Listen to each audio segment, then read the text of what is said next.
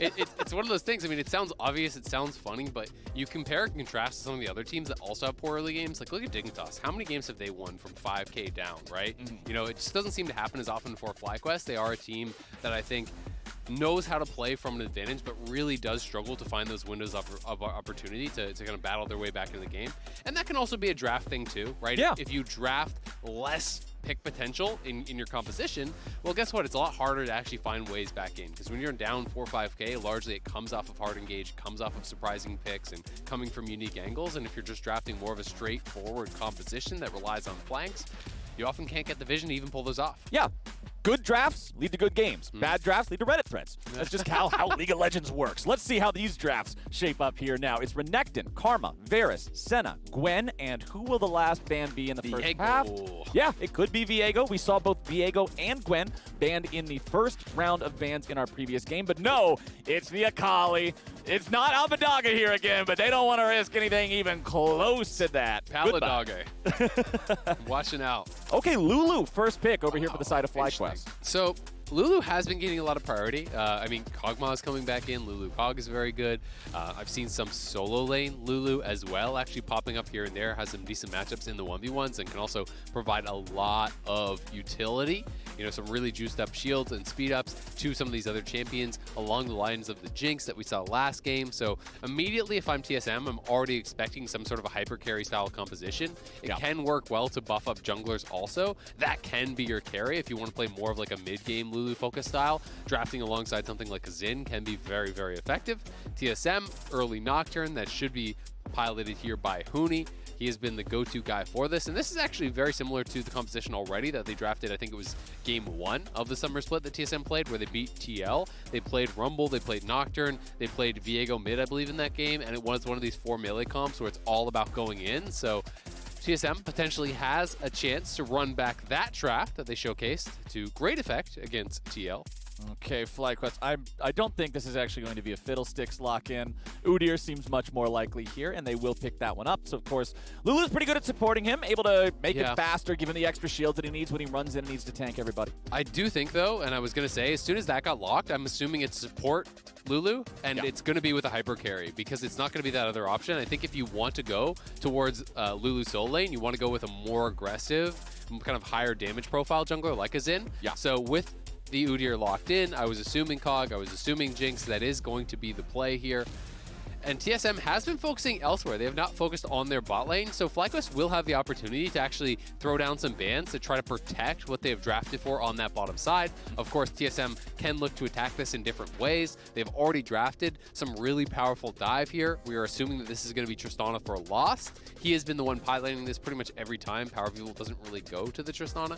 They could be mixing it up, but it is a champion that A, has good self-peel, B, can actually follow up on a lot of these engages. You can jump forward when your team is diving in, and I'm assuming that's what they really want to craft here.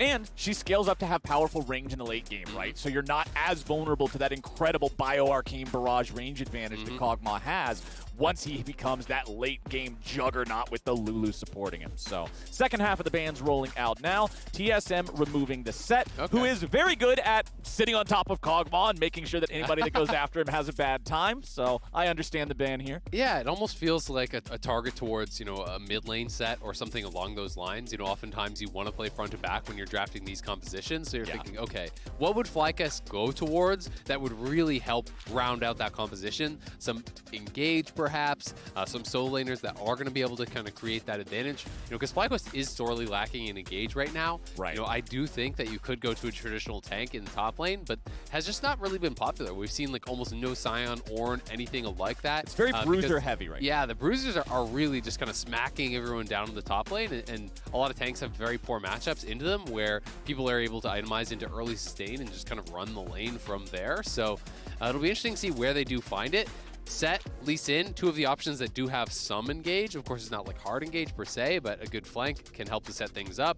And on the other side, FlyQuest going to ban away Power of Evil's Orianna, which obviously, you know, is pretty powerful and kind of just a generically strong pick for him. But also the Nautilus that pairs up well with the Rumble. That's hard CC, that's targeted engage towards this Kog'Maw that you're going to want to be diving on. Exactly. So I think that makes a lot of sense. Leona, though, can accomplish similar things, and I think it's one of, if not Sword Art's best champion these days. He has been really, really proficient on it, looking very confident with his engages on this champion. I mean, Johnson already just has so much stuff to deal with, and maybe FlyQuest won't actually draft engage of their own. When you are looking over at TSM's comp, you know they want to go in, so you can take the other option of just saying, all right, we know you're going to come to us. We're going to draft champions that are good in these short-range skirmishes. If you are attacking into us, if you want to dive onto the Cog, you've got to fight through Viego, you've got to fight through the Udyr, and we're going to find out what the top lane would be. Again, could still be Viego top as well. It could, yes. I am expecting it to be mid. It seems to be much more popular these days, though, so we'll find out if it's going to be any sort of a curveball, but... Ooh, okay. The Silas. Okay, and again, some good ultis to steal away here. Yeah, and very likely it will be Silas mid, Viego top now. Of course, you can flex this pretty easily based on the matchup if there is something you're trying to avoid here. We'll find out what the final pick is going to be for TSM, but essentially zero engage over on FlyQuest side, right? So this is kind of what I was talking about, like one of the things where they really struggle to come back in games. Guess what? This is another draft. If you fall behind, how are you supposed to get a pick, right? Yeah, like you just don't. You're not gonna do that. So you need to play this composition, from a position of power. If you're playing from ahead, if you're first to the objective, TSM will engage onto you. You can take winning fights, but if FlyQuest fall behind early, they don't really have a lot of comeback mechanics besides like, all right, turtle in the base, pray Kog'Maw carries us late. Whereas TSM have some pretty aggressive lanes. You've got Leona, Rumble, Nocturne, all flying in there, starting off the fights. You've got double marksman to back that up. We saw a nice segment from Primal and Dash earlier on the desk talking about Power of Evil and his Lucian and some of the ways that they've utilized it or failed to utilize it. Something I personally would like to see and that they talked about as well is just kind of aggression from the Lucian. If you're going to pick for a Lucian, support the champion. It really is a champion that can dominate lanes, can excel when playing from ahead, but you've got to be willing to play aggressive to get the maximum advantages, right? And you have to have your team playing around you to play aggressive and not just be running it down. Yes, sir. And so we want to see Sword Art roaming up there. Tristana is a champion that can stay relatively safe. You have self-peel. Get Sword Art up towards that mid lane. Get Spica supporting PoE as well so we can play aggressively, so we can make the most out of what will be a range versus melee matchup, extend the advantage, and really take over a game. Because it's been nice to see Power of Evil kind of expanding the styles that he is playing. We saw Viego game 1. He's picked up a couple Lucian games. It's not just like control mage duty, because to be honest, that's not really that strong these days. So he's got to expand, and love to see TSM supporting him in doing that, and want to see it in game 2 with how they support him in the lane. Alrighty, let's see how it shakes out here. And let's see if FlyQuest can contend with TSM. You've already pointed out the draft feels strong if they're ahead. I mean, Kog'Maw just walking up with all that range, all this protection. It's like this massive fortress just moving towards you. But if the fortress ain't that massive, man, all of a sudden it's just a trailer coming towards you. And, well, there's not much that's going to do. Build a castle, but you forgot to put in the door, so they just kind of walk in. Yeah, everybody's just having a great time. There's no moat, there's no drawbridge, there's no walls, there's just a house. And the house, it's not going to do too great if it doesn't start off on a strong foundation. Johnson also with the cleanse here up against the Leona. You always expect to see that sort of an option against this champion. FlyQuest will walk towards that enemy jungle, but they don't want to overextend here, as Johnson is staying very, very safe here in the bottom lane. He definitely is, and he has to, given that his team showed on top side and cleared out a ward, so the counter invade could be coming.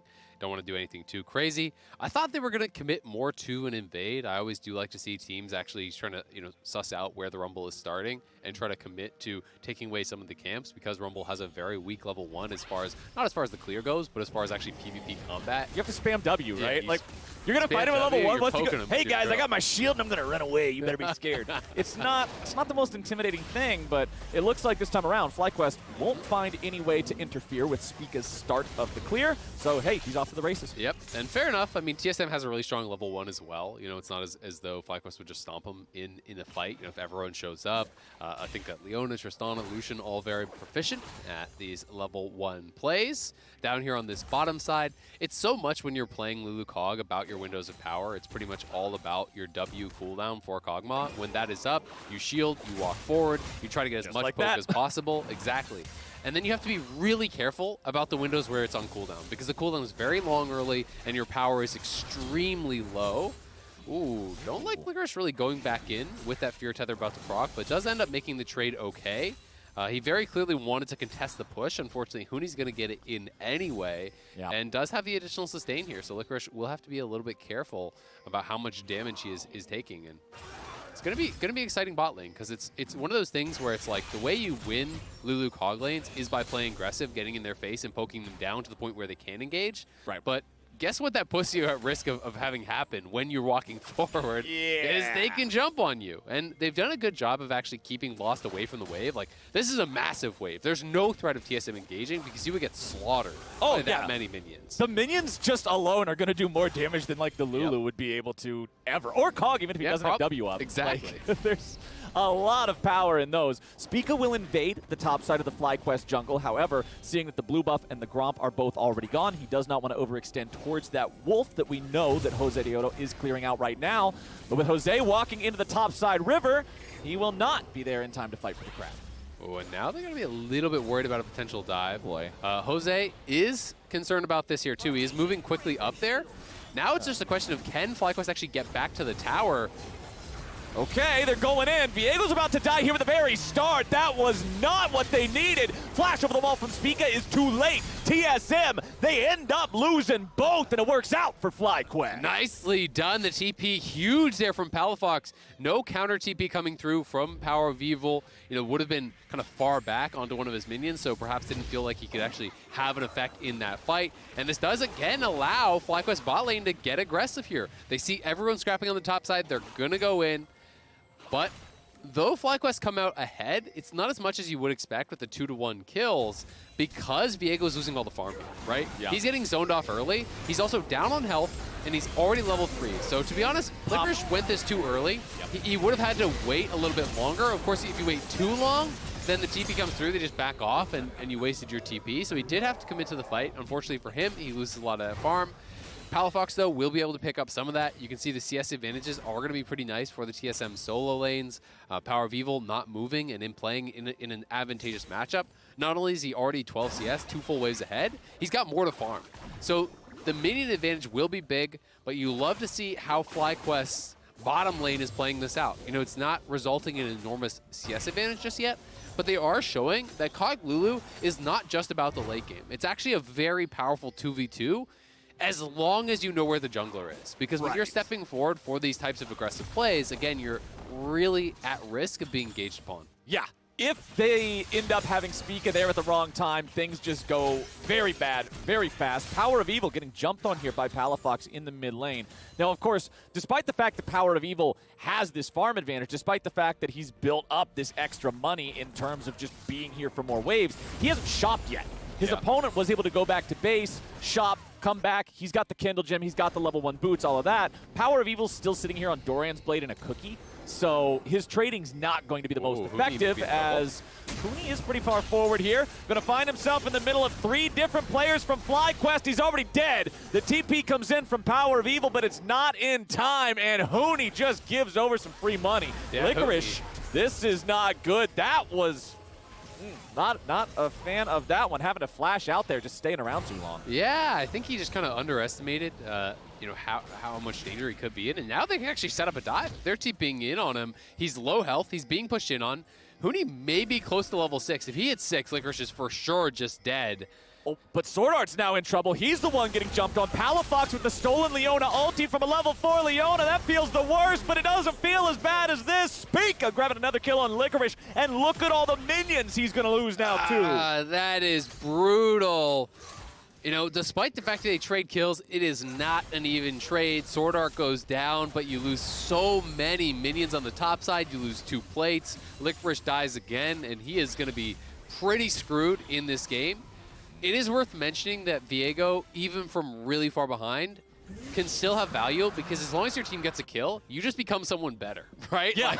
Like, you're just a sack of garbage at this point, but if your team can kill off someone that's, you know, a Lamborghini, well, all of a sudden you're in the driver's seat, baby. It's called a garbage can, not a garbage can not. Even if you're having a bad game, it don't mean that you can't climb out of that positivity to the game. Exactly, my friend. There's that world champion mental we're talking about. That's what we're talking about. So Licorice has quite a hill to climb here in this game, but We'll see if he can make that happen here with the rest of the team. They have secured the first Drake for themselves now as well, so 1 Infernal Drake to nothing. You can see the levels up on the left side of your screen right now. It's Palafox and Power of Evil at the top there. Licorice pretty far down, but still has the level 6, which is very important. Not only does it give you the extra execution and dueling power, it's also an escape.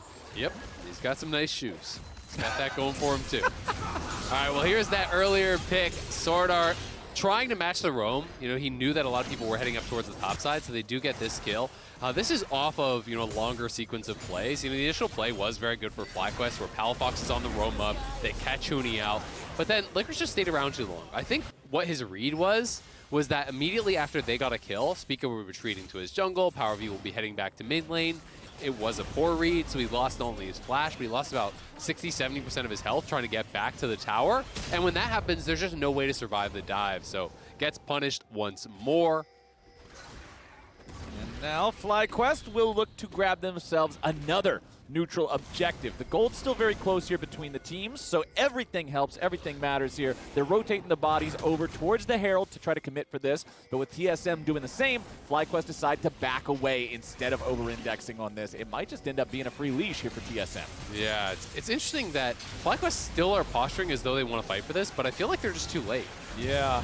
Jose, he's in here, gets jumped over the Zenith Blade coming out from Sword Art. Sword Art now going to tank a bunch of damage. The Living Artillery comes down and guarantees they got enough damage for Jose Dioto to grab the kill, but now it's going to be a second one. Huni's already dead, and Licorice is approaching from the side. They will not find any more, but FlyQuest with a good punish here against TSM. Yeah, good punish, but an unforced error. I mean, TSM, they chose that fight. Yep. Sword Art is the one engaging. TSM is looking for the fight. You already got the Herald for free after FlyQuest moved all 5 members up towards that top side. That's not a fight you need, right?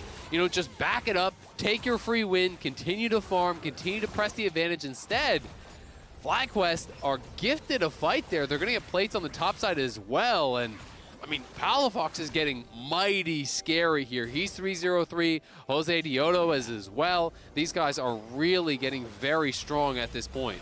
Well, Sword Art and Spica make their way up into the top lane now. Remember, the Leona still not with a Solar Flare, and he misses the Zenith Blade. Sword Art is not having a good game of League of Legends here today. He will die yet again. Jose Dioto wanted to give the kill over to Johnson, and that's exactly what FlyQuest will do. This Kog'Maw is going to be a problem. FlyQuest getting very far ahead. Yeah, Licorice is not having a fun game, but to be honest, he's just got to minimize his losses at this point. No need to really commit into a fight here. Okay, he's backing away now. He definitely does not just want to surrender that Scuttlecraft, but sometimes you have to err on the side of caution. FlyQuest, however, with another kill being picked up here in the top lane, Sword Art 0-3-0. Just not a good look for him here in the early game, and FlyQuest are making the most of it. I mean, TSM was focusing up towards that top side, which was great. They did create advantages. They did put Licorice very far down, but TSM lost the 2v2 straight up pretty hard. And I think that, you know, is less a whiff and more like a bad prediction, right? You're assuming that Johnson is going to juke one way or the other. I think he made the read that Johnson would juke up.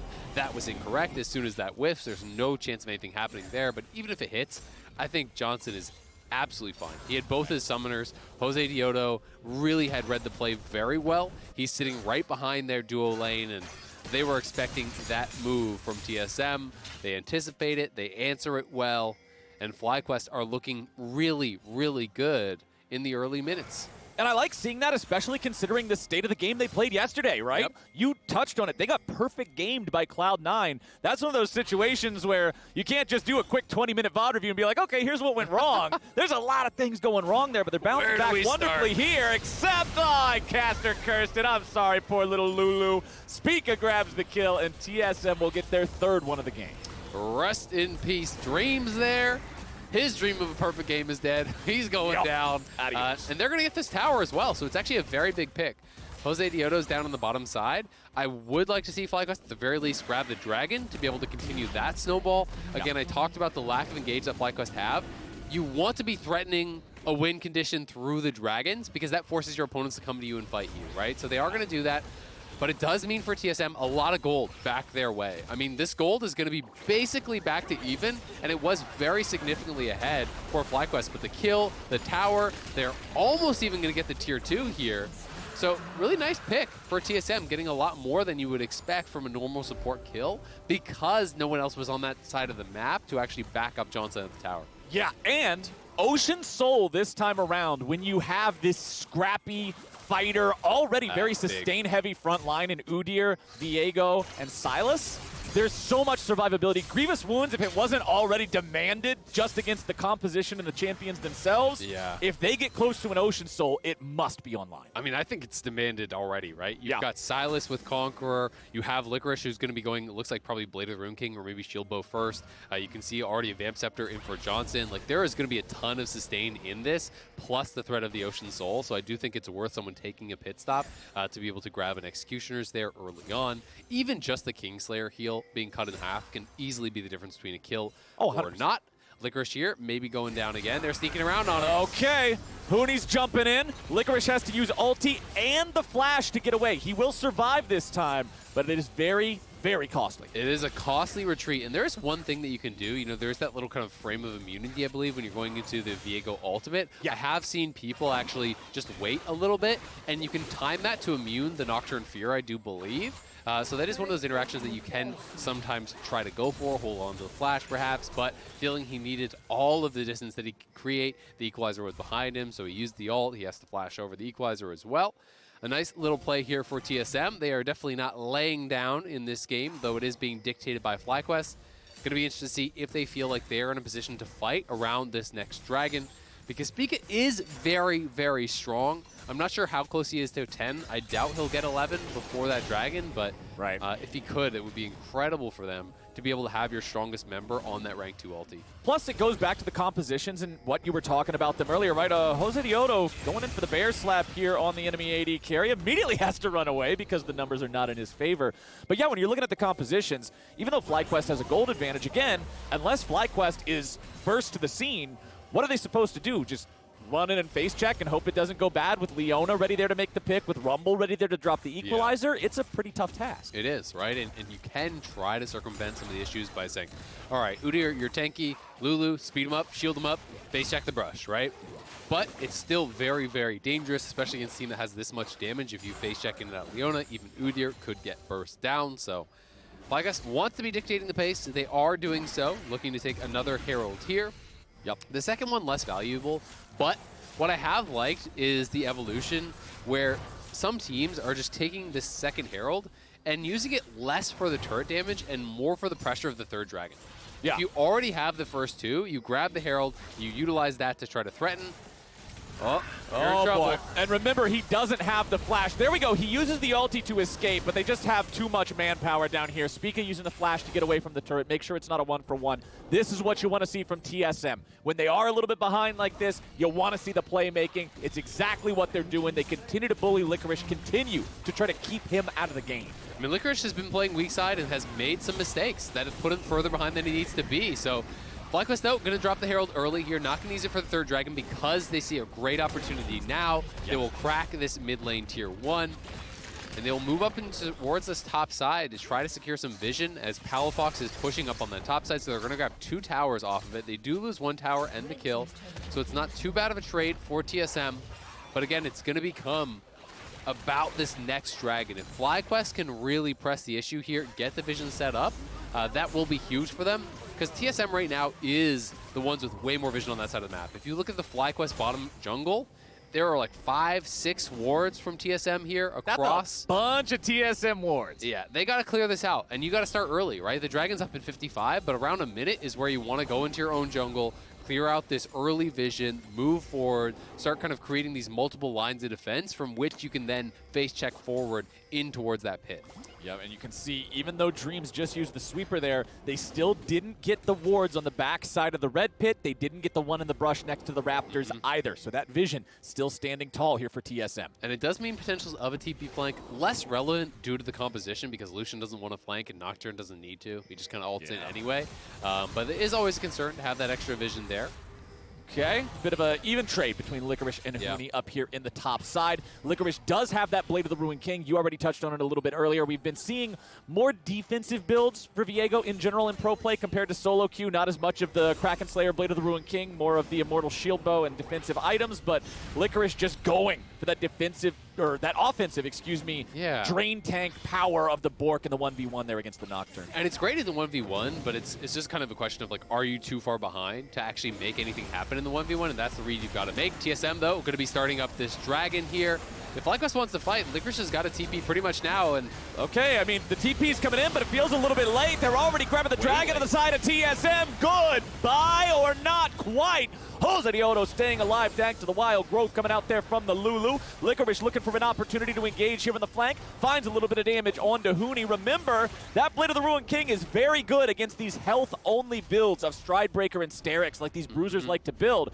But hey, it's not enough. FlyQuest was not there in time despite the TP, and TSM does a good job stopping the Drake stack. I mean, it's kind of just the worst of both worlds, right? You know, when I look at, do you challenge Dragon or not? There's two appropriate responses. A, be there on time and fight it. B, don't come at all, right? Yeah, do something else. The worst is the middle road, where you kind of show up, so you're not really pressuring the side lanes, but also you're not really fully committed to the Dragon, so you're kind of late. And in this case, they spent both their TPs. They arrived after the Dragon's already killed, and they get no kills, and they get nothing done in the side lanes. So, you know, that is the kind of waffling on plays that can really punish a team, and something that FlyQuest clearly needs to work on. You know, their comms aren't always on point. I mean, they've been dictating the pace of this game. They grabbed the first two Dragons. If they wanted to fight, they needed to be there, because getting that third Dragon now would have been threatening a win condition here at like 23 minutes, right? Yeah. That is really terrifying. The fact that they give this over means TSM has all the time in the world, and they can continue to look for these side lane picks that they've been getting very consistently. Okay, TSM moving into enemy territory yet again here. Palafox walks it off, does have the stolen equalizer. Wants to bring that one down, but TSM can just walk away from it in time. Doesn't look like FlyQuest will be able to grab anybody here, or maybe? Okay, but TSM's ready. They got the counterattack already prepared to go. The stasis will keep Palafox alive, but he has to flash away. Here comes Huni over the wall, but Huni's all alone, and Huni's down. Palafox is on a rampage, and TSM, man, this game has had a couple of these moments for Huni. What are you doing? You can't be going in that crazy. Yeah, Palafox, they thought they caught him, and they almost had him down, but he had the stasis available. He stays alive with that stopwatch. That's so valuable because he's got a huge bounty right now. Oh, and there we go. Nice secure on the red there with a smite from Jose. FlyQuest with that pick on the enemy top laner means that now they have control here for the next 10 seconds or so remaining. It's still only 19 minutes into the game. Death timers aren't terrible, but here's how it started with the stolen equalizer. Yep, the stolen equalizer got dropped down. Honestly, not that threatening. It looked like it was going to be just a full disengage. Yeah. As we're back to live. Oh, no boy. stopwatch now. Okay, there is no way out this time around. He nearly takes Spica with him, but close doesn't count in League of Legends, I'm afraid. Absolutely not. And that is huge because that's Tristana who gets the shutdown there, and that is the strongest member off the map right now for FlyQuest. So getting Lost back into it. Lost is very far behind. He's over 40 CS down, and Johnson had a kill plus more assists. So him getting that big shutdown of like 800 gold pretty much closes the gap. Also, one thing that I do want to point out here, because it's not even the norm anymore, after so many nerfs to Kim Tank and the active was down to 40% move speed, a lot of junglers have opted into the Frostfire Gauntlet instead. Jose Dioto has decided to do the Kim Tank build this game. I like this choice because it's more of a go button in a composition that does not have one. Exactly. I think you hit the nail on the head there. It's when you're playing comp that really has no options to engage, even if it's not as powerful in most situations, it can be valuable to get that little bit of speed up. But we're also kind of seeing the nerf showcase here, to be honest with you. A lot of times he's popping it, he still can't really close the gap, right? The move speed is just not that insane anymore. Either way, FlyQuest, we'll see if they want to challenge for this next Dragon. Still a slight advantage. They have very good scaling on this composition.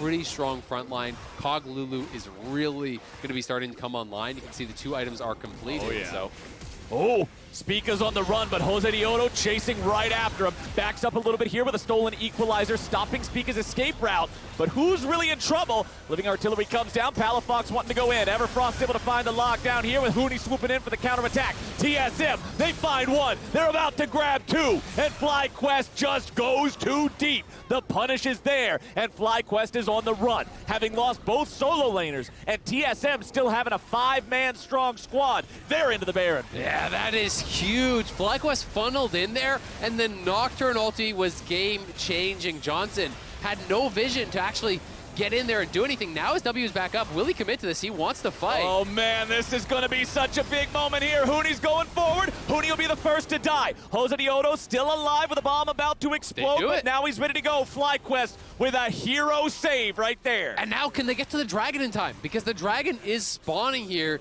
You want to see FlyQuest rushing down there, knowing that these bases are going to have to come through. They are going to be heading over to the Dragon pit there. I'm not sure if we'll get a replay, but it also really showcased how different the power level is for Kog'Maw when you have your W versus when you don't. He actually used it too early in the fight, and then was never really able to auto-attack because he was zoned out by the equalizer and didn't have the bonus range. So Johnson was very ineffective in that. Then when he finally gets in range, the Nocturne ulti came through and cut off his vision again. So he couldn't actually really contribute whatsoever, but FlyQuest, they hold them off. Here's the initial play. So the W is used just then, right? So it is now on cooldown. As we see them go for this engage, just watch Johnson throughout the fight. Like, all he's able to do is an AD Kog'Maw just throwing out ults. He can never get in range. Zoned by the equalizer, then zoned by the culling. The W is going to be coming up here pretty shortly, but now you can't see anything. And he's out of mana ulti comes through. He's out of mana. He has no ability to really contribute. So I do think TSM used that so well, and they are back onto the Baron here. It's going down too slow, though, so FlyQuest will be here in time to fight it. Jose Dioto does have his flash. Okay, Baron's at 40%. TSM backing away now. Teleport coming in from FlyQuest. Licorice has joined the fight. Once again, it's Palafox with a stolen equalizer. Lands onto a lot of TSM health bars. Power of Evil now at half HP, and the rest of the squad backs away. And it's just to chunk him, because look where Johnson is. He's already to mid lane, pushing this in. So TSM is cut off. They have no control in their own jungle. Johnson goes straight back to mid. Really nice set of plays there, back and forth. You know, TSM using their solo laners, using the jungle ultimate as well, zoning with the culling, zoning with the equalizer. You've got to keep Kog'Maw out of fights, because if Kog'Maw is free firing, you're losing. That's pretty much just the way the game works, and we saw TSM manage that very well. But then again, FlyQuest off the reset, they go to the Dragon, TSM goes to the Baron, and TSM just isn't strong enough to rush down that Baron quickly and really get that for themselves. So now we are on Soul Point. And now look at the Kog'Maw itemization too, because he goes for the Rage Knife to just convert some of the crit into on-hit damage instead, and then he's got Warden's Mail. This reminds me of back in the day when I first met you and you and I became friends, and you showed me, you were like, hey man, when I get Veigar and ARAMs, I just build tank items. I already get a million AP anyway, it's not like they can kill me. The power of the carry that cannot die, here we go. It doesn't really matter, but it's TSM back into the Baron pit here yet again. FlyQuest will be the ones who have to answer. Despite the fact that TSM have the double mark no in the TP competition, they are not clearing this out super quickly here. Sword Art, however, has already lost a chunk of his HP. Jose Dioto steps forward. He will see that it's about 4,000 HP. Jose's already leading the charge. Equalizer's brought down. Huni swooping into the back line, going after the AD carry, but it will not be enough. Huni's about to die here. Very at the start. Spica's grabbing the Baron. They go back over the wall. Spica's about to die. Huni's already dead now, too. They'll continue looking for more. Lost is at 100 HP. They're still looking for more.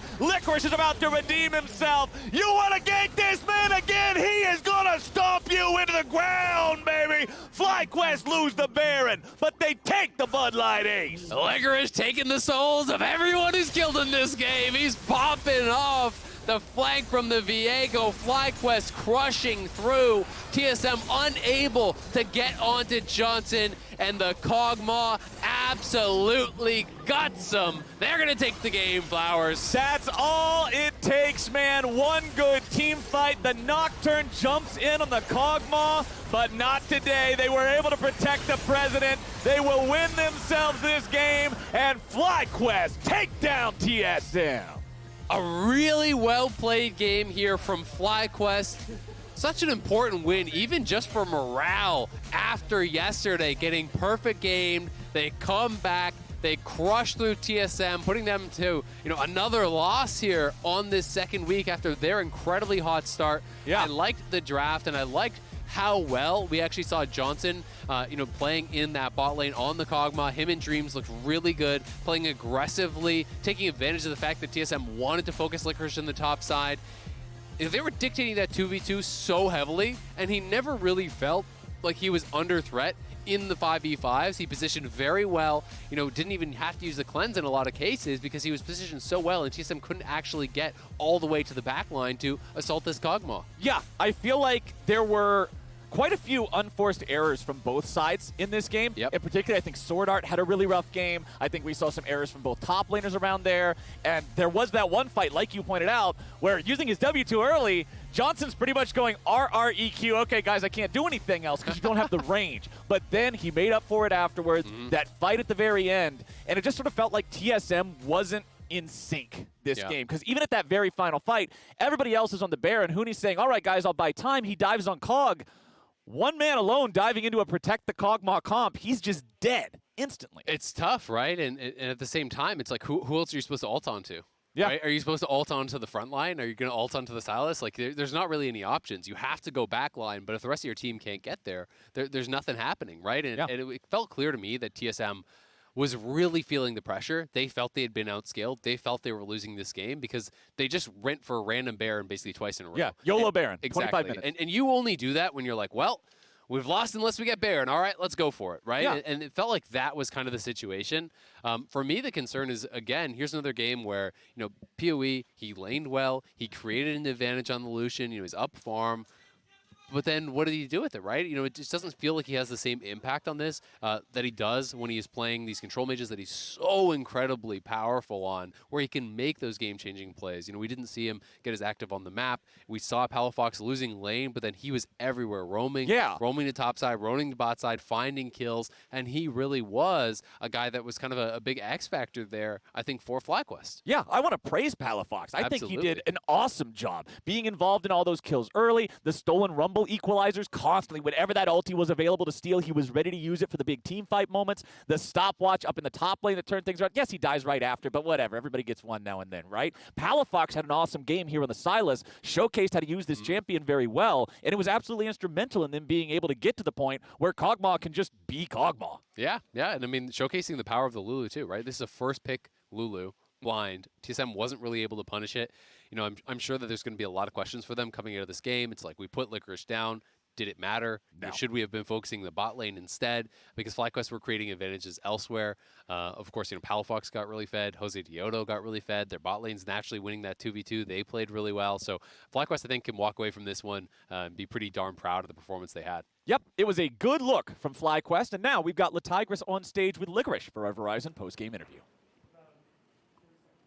Thank you so much, Captain Flowers. I've got Licorice. We already know that it took a bit of a bounce back from yesterday's game. So walk me through what the rest of the team was doing to prepare for today and how you pulled off the W.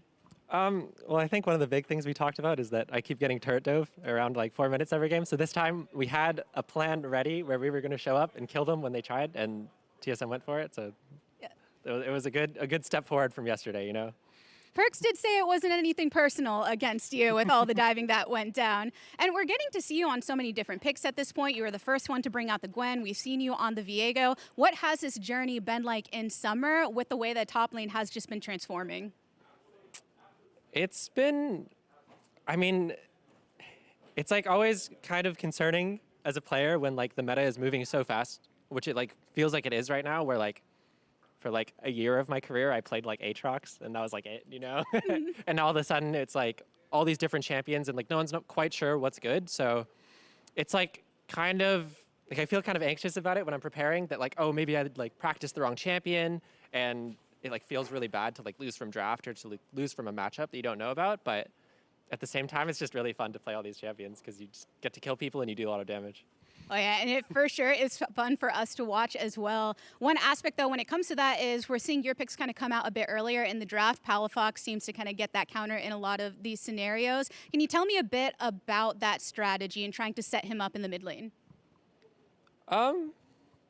Yeah, I guess it's just something that's happening on stage. It's not really something that we're planning for, but like I'm always just trying to pick the champion that I think is strongest for me, and a lot of the time you can just blind something that's gonna do okay. Like maybe you'll get dove a couple times if they want to dive you and they really don't like you, but apart from that, you'll like be okay in the 1v1. So that's kind of how I feel about it right now.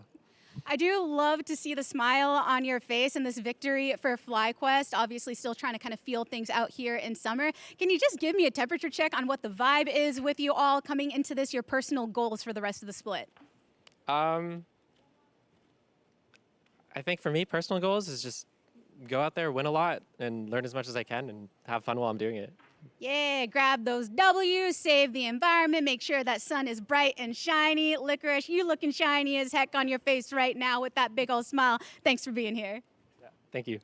What a victory for FlyQuest here on the stage. We're going to kick it to a short break, but when we return, we will be back on the State Farm Analyst Desk ahead of Game 3. See you there.